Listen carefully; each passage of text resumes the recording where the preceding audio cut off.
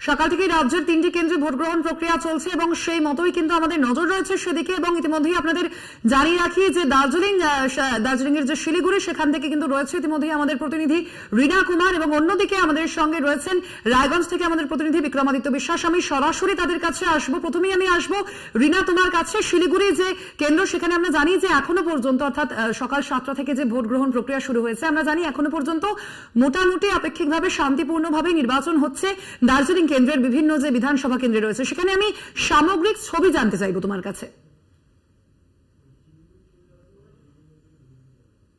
দেখো, দার্জিলিং লোকসভা কেন্দ্রে যদি কথা বলা যায় তাহলে বেশিরভাগ ক্ষেত্রে নির্বাচন হয়ে আসছে। ফলে আজকেও কিন্তু যে সকাল 7টা থেকে নির্বাচন। একদমই রীনা, তুমি আমাদের সঙ্গে থাকো, আমি আবারও আসবো। আমাদের সঙ্গে রয়েছেন আমাদের প্রতিনিধি, আরো এক প্রতিনিধি রায়গঞ্জ থেকে বিক্রমাদিত্য বিশ্বাস। বিক্রমাদিত্য, আমরা জানি যে রায়গঞ্জ যে কেন্দ্রটি আছে সেখানে কিন্তু ইতিমধ্যে একাধিক অভিযোগ সামনে এসেছে এবং সেখানে কেন্দ্রীয় বাহিনীর বিরুদ্ধেও একাধিক অভিযোগে সরব হয়েছে তৃণমূল কংগ্রেস নেতৃত্ব। সেক্ষেত্রে সামগ্রিক ছবি কি বিভিন্ন ভোট গ্রহণ কেন্দ্রের?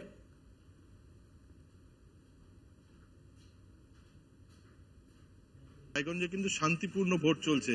যে বুথটা দাঁড়িয়ে আছি 136 নম্বর বুথ, সেখানে কিন্তু একদমই শান্ত পরিবেশ, মানুষ কিন্তু নিশ্চিন্তে আসছেন, ভোট দিয়ে যাচ্ছেন। অপরদিকে গোয়ালপুকুরে বিএসএফ এর বিরুদ্ধে অভিযোগ উঠেছিল, মহিলা ভোটারদেরকে তারা উত্ত্যক্ত করেছে। এই অভিযোগে কিন্তু তৃণমূল কংগ্রেস কিন্তু সোচ্চার হয়েছে।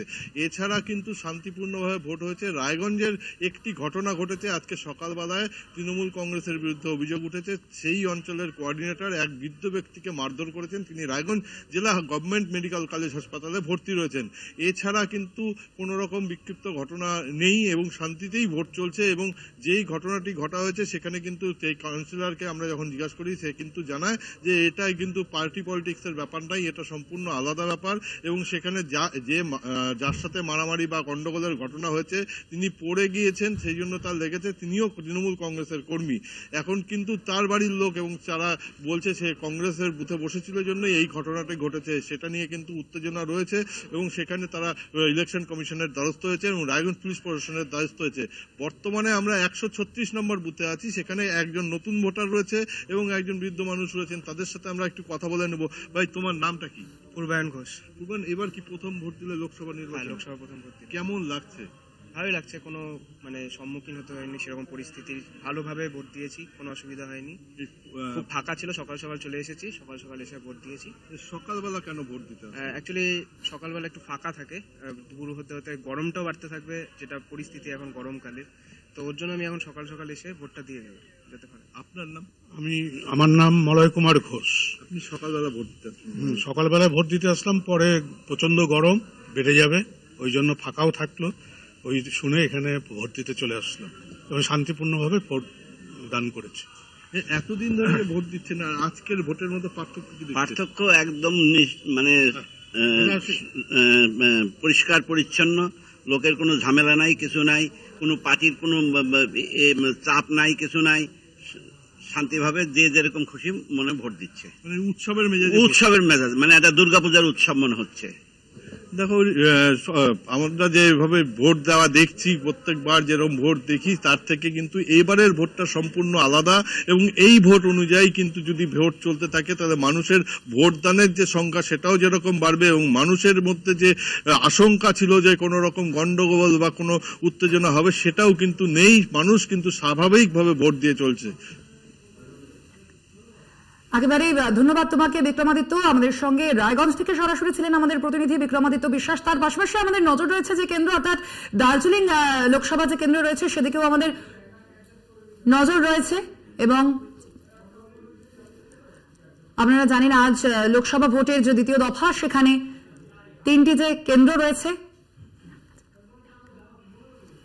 দার্জিলিং, রায়গঞ্জ এবং বালুরঘাট, সেখানে ভোট গ্রহণ প্রক্রিয়া চলছে এবং আজ সকাল 7টা থেকেই কিন্তু সেখানে ভোট গ্রহণ প্রক্রিয়া শুরু হয়েছে। ইতিমধ্যেই আপনারা দেখতে পাচ্ছেন যে ছবি, একাধিক ভোট কেন্দ্রের বাইরে কিন্তু সাধারণ মানুষ তারা মতদান করতে ইতিমধ্যেই পৌঁছে গিয়েছেন।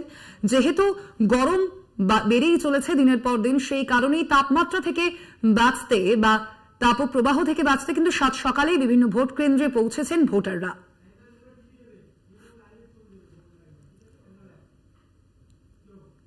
আপনাদের জানিয়ে রাখি, দ্বিতীয় দফায় প্রথম 2 ঘন্টায় 241টি অভিযোগ জমা পড়েছে ইতিমধ্যে নির্বাচন কমিশনে এবং সব থেকে বেশি অভিযোগ সামনে এসেছে রায়গঞ্জ থেকে। 118টি অভিযোগ জমা পড়েছে রায়গঞ্জ থেকে। যেমনটা জানা যাচ্ছে, বেশিরভাগ অভিযোগই ইভিএম খারাপের। আপনাদের জানিয়ে রাখি, দ্বিতীয় দফায় প্রথম 2 ঘন্টায় 241টি অভিযোগ জমা পড়েছে নির্বাচন কমিশনে।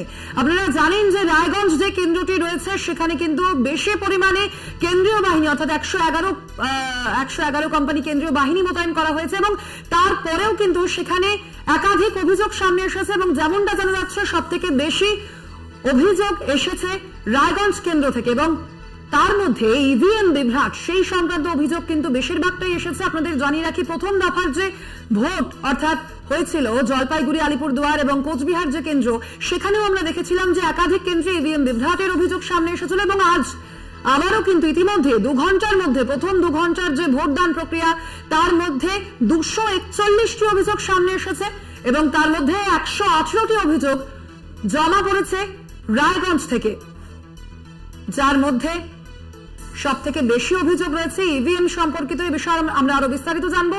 ফোন লাইনে রয়েছেন আমাদের প্রতিনিধি সত্যসুন্দর ভট্টাচার্য। সত্যসুন্দর, মূলত নির্বাচন কমিশনে কি কি অভিযোগ জমা পড়েছে এখনো পর্যন্ত এই প্রথম 2 ঘন্টায়? রাজ্যে দ্বিতীয় দফায় যে ভোট গ্রহণ সকাল 7টা থেকে শুরু হয়েছে 3টি কেন্দ্র, দার্জিলিং, বালুরঘাট এবং রায়গঞ্জ। এই 3টি কেন্দ্রে প্রথম 2 ঘন্টায় অর্থাৎ সকাল 9টা পর্যন্ত 241টি অভিযোগ নির্বাচন কমিশনে জমা পড়েছে, এমনটাই আমরা জানতে পেরেছি। তার মধ্যে সবচেয়ে বেশি অভিযোগ রয়েছে রায়গঞ্জ লোকসভা কেন্দ্রে, সেখানে 118টি অভিযোগ জমা পড়েছে এবং তারপরে বালুরঘাটে 90টি এবং দার্জিলিং এ সেখানে 30-এর বেশি অভিযোগ জমা পড়েছে। প্রথম 2 ঘন্টায় মূলত কিন্তু ইভিএম খারাপ এমনটাই কিন্তু অভিযোগ সবচেয়ে বেশি পেয়েছে নির্বাচন কমিশন। যে সমস্ত জায়গায় ইভিএম খারাপের অভিযোগ পাওয়া গিয়েছিল সেই সমস্ত জায়গায় যে রিপোর্ট এসেছে তার ভিত্তিতে কিন্তু দ্রুততার সঙ্গে সেই ইভিএম পরিবর্তন করে দেওয়া হয়েছে বলে কমিশন সূত্রে আমরা জানতে পেরেছি এবং ভোট গ্রহণ প্রক্রিয়াতে যাতে কোনোভাবে প্রভাব না পড়ে, যাতে বাধাপ্রাপ্ত না হয়, সেদিকে কিন্তু কড়া নজর রয়েছে নির্বাচন কমিশনের। একদমই সত্য সুন্দর, আমরা দেখেছিলাম যে প্রথম দফার যে ভোট ছিল সেখানেও কিন্তু একাধিক কেন্দ্রে এই ইভিএম বিভ্রাট সংক্রান্ত সমস্যার কথা উঠে এসেছিল, অভিযোগ উঠে এসেছিল। সেক্ষেত্রে আজ আবারও দ্বিতীয় দফার ভোটেও সেই একই রকম ইভিএম বিভ্রাটের অভিযোগ সামনে এসেছে। সেখানে নির্বাচন কমিশনের কি প্রতিক্রিয়া, কি বক্তব্য তাদের? দেখো, মূলত যে ভোট শুরু হওয়ার আগে যে মক পোল হয় সেই মক পোলেই কিন্তু ইভিএম এর গোলযোগের খবরটি বিভিন্ন বুথে সবার প্রথমে নজরে আসে সংশ্লিষ্ট বুথের প্রিসাইডিং অফিসারদের। সেক্ষেত্রে দ্রুততার সঙ্গে সেখানে যারা সেক্টর অফিসগুলো রয়েছে সেই সেক্টর অফিসে খবর দেওয়া হয়েছে এবং সেখান থেকে ইভিএম কে রিপ্লেস করে দেওয়া হয়েছে, অর্থাৎ বিকল্প যে ইভিএম সেই ইভিএম কে সেখানে দ্রুততার সঙ্গে সেই বুথে পৌঁছে দেওয়া সম্ভব হয়েছে বলে কমিশন জানাচ্ছে এবং সেক্ষেত্রে ইভিএম এ যাতে নতুন করে কোনো বিভ্রাট তৈরি না হয় সেই জন্য যে টেকনিক্যাল টিম রয়েছে তারাও কিন্তু গোটা বিষয়টির উপর নজরদারি রেখেছে। ধন্যবাদ তোমায়। আমাদের সঙ্গে ছিলেন আমাদের প্রতিনিধি সত্যসুন্দর ভট্টাচার্য।